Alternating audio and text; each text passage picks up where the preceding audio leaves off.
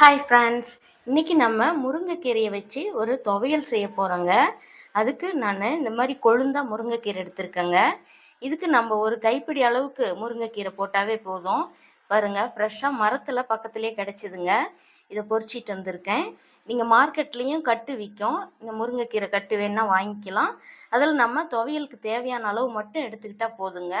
இதுக்கு நிறைய தேவையில்லை. நான் ஒரு கைப்பிடி அளவுக்கு தான் போட போகிறேன்.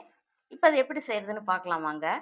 முருங்கைக்கீரை ஒரு கைப்பிடி அளவுக்கு மட்டும் இந்த மாதிரி க்ளீன் பண்ணி எடுத்து வச்சிருக்கிறேங்க.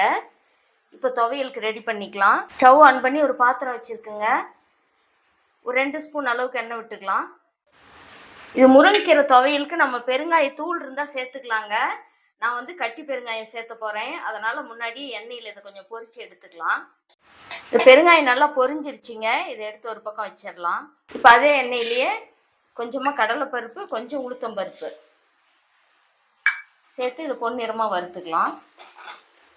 பருப்பு நல்லா கலர் மாதிரி வர்ற ஸ்டேஜில் ஒரு 2 வரமிளகாய் காரத்துக்கு, அதோட பூண்டு பல் ஒரு 4-5. இது சின்ன பூண்டுன்றதுனால 4-5 பருப்பு போடுறேன். பெரிய பூண்டாக இருந்தால் குறைச்சி போட்டுக்கலாம். சின்ன வெங்காயம் ஒரு 4-5 வெங்காயம் கட் பண்ணி வச்சுருக்கேங்க. இதோட சேர்த்து வதக்கிக்கலாம். வெங்காயம் பாதி அளவுக்கு வதங்கி வந்ததுமே நம்ம எடுத்து வச்சிருக்கிற முருங்கைக்கீரை இதோட சேர்த்துக்கலாங்க. இது ரொம்ப நம்ம வதக்க வேண்டியதில்லை. ஒரு 2 நிமிஷம் இருந்தாவே போதும். இதோட கொஞ்சம் புளி, ஒரு புளியங்கொட்டை அளவுக்கு சேர்த்து வதக்கிக்கலாம். கொஞ்சம் கருவேப்பிலை இலைகள், கொஞ்சம் கொத்தமல்லி இலைகள் போட்டு இது நல்லா கலந்து விட்டுட்டு இதுக்கு ஒரு சின்ன துண்டு இஞ்சி சேர்த்துறேன்.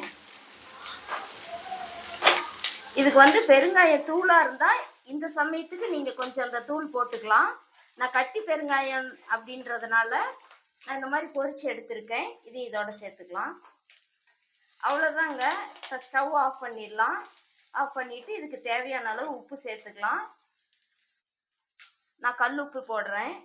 இது கொஞ்ச நேரம் ஆறுனொட்டி நம்ம மிக்சியில் கொரகொரப்பாக அரைச்சி எடுத்துக்கலாங்க. முருங்கைக்கீரை துவையல் ரெடி ஆயிடுச்சுங்க. இந்த மாதிரி கொரகொரப்பாக அரைச்சாதான் ரொம்ப டேஸ்ட்டாக இருக்கும் சாப்பிட்றதுக்கு. இப்போ இதோட நான் அரைக்கும் போது கொஞ்சம் தேங்காய் ஒரு கீத்து வச்சு கூட அரைக்கலாங்க. நான் தேங்காய் வைக்கல. இந்த மாதிரி தேங்காய் வைக்காமல் நம்ம அரைச்சி சாப்பிட்டோம்னா ரொம்ப ரொம்ப டேஸ்ட்டாக இருக்கும். ஒரு சிலருக்கு தேங்காய் வச்சா பிடிக்கும். அப்படி உங்களுக்கு பிடிக்கிற மாதிரி இருந்தால் நீங்கள் தேங்காய் ஒரு பீஸ் வச்சு அரைச்சிக்கலாம். பாருங்க, இது சுட சுட சாதத்துக்கு வேற லெவல்ல இருக்குங்க. இது ஹீமோகுளோபின் அளவையும் அதிகரிக்கக்கூடியதுங்க. நீங்க வாரத்துல ஒரு 2 முறை இந்த மாதிரி சமைச்சு சுட சுட சாதத்துக்கு இந்த மாதிரி முருங்கைக்கீரை துவையல் செஞ்சு சாப்பிட்டு பாருங்க. ரொம்ப டேஸ்டா இருக்குங்க. இந்த வீடியோ பிடிச்சிருந்தா லைக் பண்ணி ஷேர் பண்ணுங்க, சப்ஸ்கிரைப் பண்ணுங்க. தேங்க்யூ.